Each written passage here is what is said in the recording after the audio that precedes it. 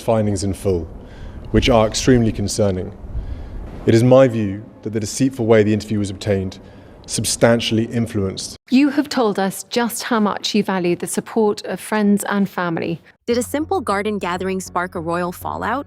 Sources claim Prince William took swift action after Camilla's granddaughter was allegedly caught mocking little Prince Louis. Titles were stripped, lines were drawn, and it's all sending shockwaves through the monarchy. Keep watching and make sure you hit that subscribe button. What should have been a joyful afternoon turned into one of the most talked about private moments in recent royal history. It was meant to be simple. Picnic blankets across Balmoral's perfect green lawns, a few smiling portraits, and the sound of children playing in the background. No media glare, no ceremony, just family. King Charles had organized this relaxed gathering in hopes of blending his royal bloodline with Camilla's extended family. On paper, it sounded heartwarming. In person, it was quietly uneasy, especially for Kate. She arrived poised, as always, with her 3 children by her side. But she noticed things most wouldn't. The glances, the grouping, the subtle energy shifts. At first, it was just kids being kids. The Wales children ran barefoot through the garden. Corgis darted under tables. Parents exchanged polite chatter. But underneath the summer sun, something subtle and serious was about to unfold. Louis was having the time of his life, bursting with energy, charming everyone with his cheeky antics. He was a 6-year-old just being himself. He mimicked royal beaux for fun, led silly dances with Charlotte, and asked for extra jam on his scone. He didn't care about titles or expectations. He just wanted to play. To those watching, it was adorable. But for Louis, it was just another afternoon of laughter and adventure. What no one knew was that this moment, this playful, innocent joy, was about to be interrupted in a way that would change more than just the mood of the picnic. Suddenly, something shifted. Kate noticed it first, Louis standing still near the rose garden. His posture had changed, shoulders dropped, head down, that sparkle in his eyes, gone. Across from him stood one of Camilla's granddaughters. She looked older, more composed, but her expression was sharp. And whatever she had just said, it clearly wasn't kind. Witnesses say the tone turned sour. Some nearby kids awkwardly looked away. One even let out a small laugh, unsure of what was happening. Louis didn't respond. His little hands dropped to his sides, his eyes filled with confusion, then pain. And then, he turned and ran, straight toward Kate, who had already started walking in his direction. What did she hear? Nothing. But what did she feel? Everything. Kate didn't make a scene. She didn't shout or accuse. She simply bent down, arms open, and held Louis close as he sobbed into her coat. Her hand gently rubbed his back. She whispered something only he could hear, but her eyes, they spoke volumes. She looked across the garden, first at Camilla, then at William. Her expression was calm, but her thoughts were far from it.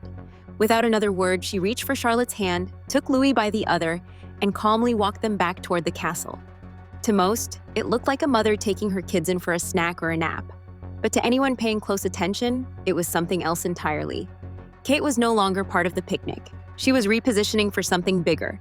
Inside the castle, Kate sat with Louis in a quiet room away from staff and guests. She knelt to his level and asked gently, "Tell me everything." And he did. At first, his words came in pieces, hesitant, unsure, but soon they came faster. He explained the teasing, how his curtsy had been mocked, how the girl made fun of how he walked and the way he spoke. But the most painful blow? You really think your mom's going to be queen? Everyone knows Camilla already is. And then something else. A whisper, barely audible. A comment that left Kate frozen. Louis recounted, "She said, 'At least my granny didn't get pushed out by the crown.'" Kate sat still, silent. This wasn't just childish teasing.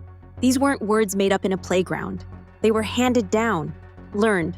She didn't cry, she didn't shout, but her next step was clear. She stood up, and she made a call. That evening, William arrived at Adelaide Cottage. Kate met him at the door. Louis had already gone to bed. In the living room, Kate didn't hold back. She explained what happened, every word, every look, every detail. And then she said something that cut deeper than any royal protocol. "You're the heir. Start acting like it. This family protects its own. I won't let this slide. And if you don't act, I will." William said very little. He listened. His face was pale and his hands clenched. But something in him shifted. The next morning, before the media clock had even ticked in, William called his top aides into a private meeting at Kensington. There were no notes, no spin, just facts. "There was an incident with Louis," he said, "and it ends here."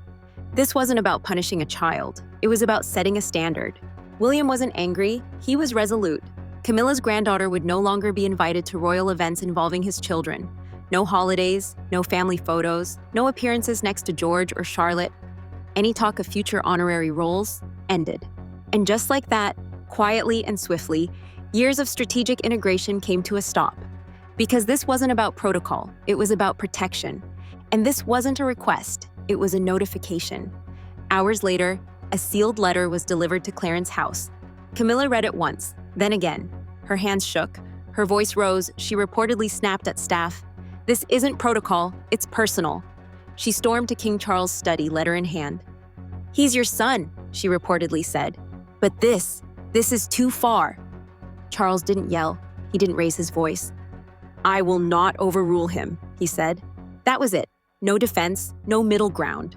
Camilla was stunned, not just at the letter, but at the silence that followed it.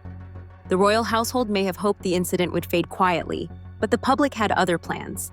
As whispers turned to headlines, and headlines turned to hashtags, the story spread like wildfire. At first it was subtle, a cryptic quote in a royal column, a tweet from a palace insider hinting at a quiet falling out. Social media platforms lit up with commentary. But this time, it wasn't just curiosity, it was conviction. Parents across the world weighed in. Educators, psychologists, even celebrities with royal opinions. Everyone had something to say. One parenting expert posted a viral video titled, "Why Prince William Did Exactly What Every Good Father Should Do." It racked up millions of views overnight. The conversation shifted quickly from royal gossip to something much deeper: how to protect children in high-pressure families and what it means to be a present, protective parent even within centuries-old tradition. Many were reminded of Princess Diana. The comparisons were everywhere. People reposted old clips of Diana holding William's hand tightly at public events, shielding him from the cameras. Others placed side-by-side images of Kate comforting Louis in that garden and Diana cradling a young Harry on royal tours. It wasn't just about sympathy, it was about legacy. William's decision wasn't made with a press team or advisors. It was made in a sitting room, after a father listened to his son. That resonated. Meanwhile, online communities rallied behind the youngest Wales sibling. #ProtectLouis trended in multiple countries. Some even began calling him the Lion Cub of Windsor, a symbol of quiet strength in the face of cruelty. Memes popped up too, but not in mockery. They celebrated the moment. One viral image showed Louis holding Kate's hand with the words, "He didn't lose his crown, he found his defenders." Royal watchers also noticed something unusual. In the days following the leak, William and Kate's official social media accounts posted nothing. No carefully worded statements, no responses, nothing. And that silence spoke louder than any press release. Commenters praised the dignity, the restraint, the power of simply doing the right thing without needing applause. The wave of support only grew from there. Donations poured into children's charities associated with the Waleses. One royal charity's website reportedly crashed for several hours after the story went viral. And then something even more telling happened. At a small, unscheduled walkabout days later, William and Kate made an appearance with George, Charlotte, and Louis. It wasn't a flashy outing, just a quiet show of unity. As they stepped out of the car, people lining the walkway didn't cheer wildly. Instead, they clapped softly, respectfully, a kind of applause that meant more. Louis looked up, uncertain. Kate leaned down and whispered something in his ear. He smiled. The image went viral. No words, just understanding. And in that moment, the public didn't just support William and Kate, they stood with them. While support for the Waleses soared, the mood inside Clarence's house was very different. Camilla, usually composed and measured, had retreated from view. Her scheduled gala appearance was canceled, officially due to fatigue. But those inside the palace whispered a different story. She wasn't sick, she was shaken. Those close to her described a queen consort unusually quiet, pacing hallways instead of leading meetings, avoiding phone calls instead of returning them. And for a woman known for staying steady through decades of scrutiny, this silence was loud. The blow wasn't just personal, it was strategic. For years, she had worked carefully, step by step, to weave her family into the royal tapestry. Her grandchildren weren't royal by blood, but they had been appearing more often, at coronations, garden parties, even high-profile photographs. Some said it was soft diplomacy, Others called it legacy building. But whatever it was now over. William's decision didn't just remove her granddaughter from future royal plans. It ended an entire campaign without so much as a press briefing. Worse still, Camilla knew where it came from. Not just from William, but, she suspected, from Kate. In her eyes, this was no longer a protective act. It was personal. A battle not just of children, but of royal influence. Inside the palace, the atmosphere grew colder. Staff noticed changes. Camilla's key advisors grew quieter, more careful with their words. Some aides even requested reassignments, moving to work under the Wales household, subtly signaling a shift in loyalty. Even media outlets that once supported Camilla's growing role in the monarchy began to change their tone. Royal reporters stopped asking about her future plans and instead asked about her absence. The quiet retreat had turned into a visible freeze. Photos released during this period showed Camilla smiling, but noticeably distant from the core royal group. At one event, she was pictured several steps behind the king, without her family by her side.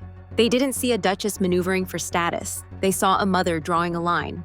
Camilla, meanwhile, found herself surrounded by silence. Her allies offered no public defense, her family remained out of sight, and the space she had fought to carve for them within the monarchy had vanished. Camilla would continue her duties, of course. She would smile, wave, and cut ribbons. But something behind the scenes had shifted, and it wasn't temporary. Her quiet retreat wasn't just from public events. It was from a future she'd spent years building. And in one silent decision, lost. Let us know in the comments below. We want to hear what you think.